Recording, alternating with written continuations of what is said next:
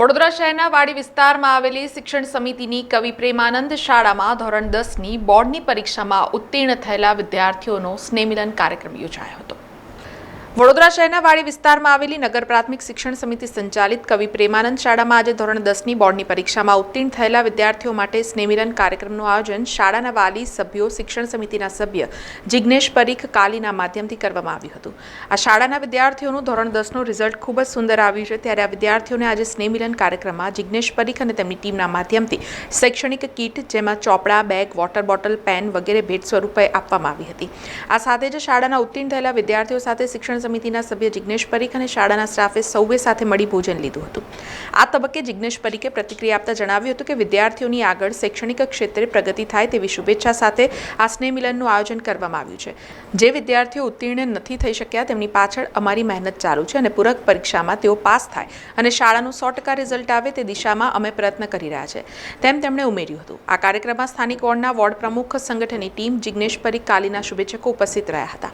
આ તબક્કે શાળાના વિદ્યાર્થી, શિક્ષકગણ અને પરિવાર તરફથી જિગ્નેશ પરીખને રિટર્ન ગિફ્ટ આપી તેમનું અભિવાદન કરવામાં આવ્યું હતું। આજરોજ છે નગર પ્રાથમિક શિક્ષણ સમિતિની 9 અને 10 2 વર્ષ પહેલાં ચાલુ કરેલું પ્રથમવાર ધોરણ 10ની અંદર આ વખતે પરીક્ષાની અંદર જે ઉત્તીર્ણ થયેલા છોકરાઓનું કવિ પ્રેમાનંદ, મારી વાલી સભ્યની સ્કૂલ કવિ પ્રેમાનંદ છે તે જગ્યા પર અમે સ્નેહમિલનનું આયોજન કર્યું છે। ઉત્તીર્ણ થયેલા છોકરાને શૈક્ષણિક કીટ આપી એમની ઉત્તરોત્તર પ્રગતિ થાય એવી રીતનું આયોજન કરીને આવનારા દિવસોમાં કોઈ પણ છોકરાને કોઈ પણ તકલીફ પડશે તો મેં એવી જવાબદારી લીધી છે કે કોઈ બી છોકરો મારો સંપર્ક સાધે એને કોઈ બી જવાબદારી હશે તો અમે સક્ષમ પૂરી પાડીશું। અમારી સમગ્ર ટીમ, નગર પ્રાથમિક શિક્ષણ સમિતિની ટીમ વોચ રાખી રહેલી હતી। જે સ્કૂલની અંદર 10મું હતું અવારનવાર બધા જ જતા હતા વાલી સભ્યો તરીકે। જે રીતે અમારો સ્ટાફ છે 9મા 10માનો પ્લસ 9મા 10મા સિવાય બી પ્રાથમિકનો બી જે ટીચરો છે એ લોકો બી અમારા 9મા 10માની અંદર ધ્યાન રાખતા હતા, ફૂલ મહેનત કરી છે। અને જે છોકરાઓ ફેલ થયેલા હતા એ લોકોના બી અમે હવે ફોર્મ ભરી દીધા છે અને આવનારા દિવસો મહિના પછી જે એક્ઝામ છે એની ભરપૂર તૈયારી કરવાની જવાબદારી અને 100% રિઝલ્ટ આવે એ અમારી છે લાગણી છે।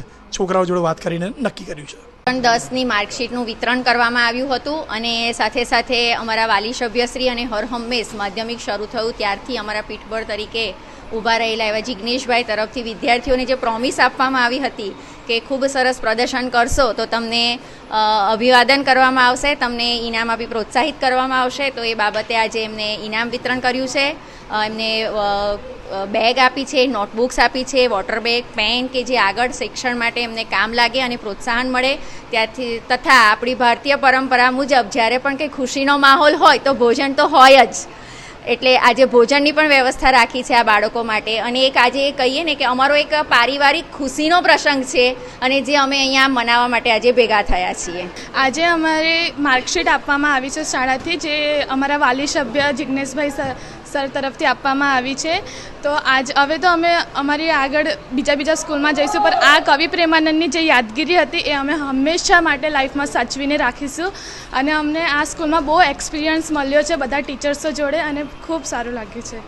સમાચારોના સતત અપડેટ માટે TNN ન્યૂઝને YouTube પર સબસ્ક્રાઇબ કરી બેલ આઇકોન પ્રેસ કરો અને અમારી સાથે જોડાયેલા રહો Facebook, Instagram અને Twitter ઉપર।